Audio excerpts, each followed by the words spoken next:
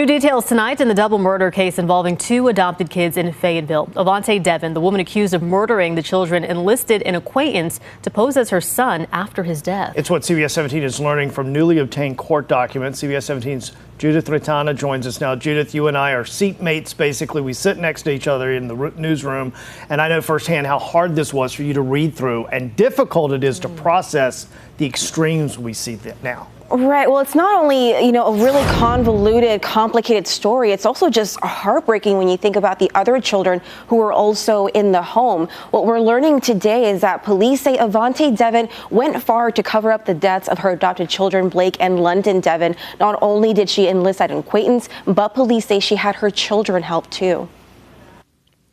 CBS 17 is learning a November 2023 suicide attempt by one of Avante Devin's younger children is what sparked the investigation into the disappearance of two of her children. Avante now faces several charges, including murder for the deaths of 17-year-old Blake Devin and 27-year-old London Devin. Documents say they, along with a sister, were exposed to extreme forms of torture. Police say Blake died in 2017. We believe he was mentally abused.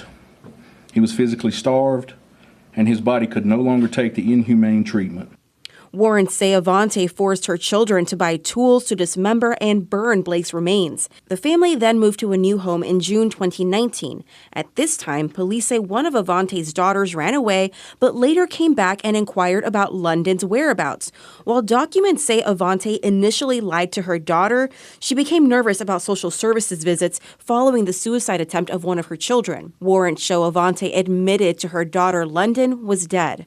She is believed to have died in the same painful way, in the same painful, callous manner that Blake died from. Court records also reveal Avante convinced an acquaintance to pose as Blake during a visit from social services. They also claim she forced her daughter to assist in the cover-up of London's death. Police say that cover-up includes removing carpeting, painting walls, and ultimately dismembering and burning London. It was ultimately one of Avante's children who documents say led investigators to the remains of their siblings. Now, in January of this year, Avante Devin called 911 to finally report her son missing. She claimed he may have been at a Buddhist retreat and that she hadn't seen him since 2022. Police say no one saw Blake after 2017 or London after 2019. Avante is scheduled to be in court later this month. Of course, we have a lot more details about this on our website, cbs17.com, if you really want to get into the details of this story.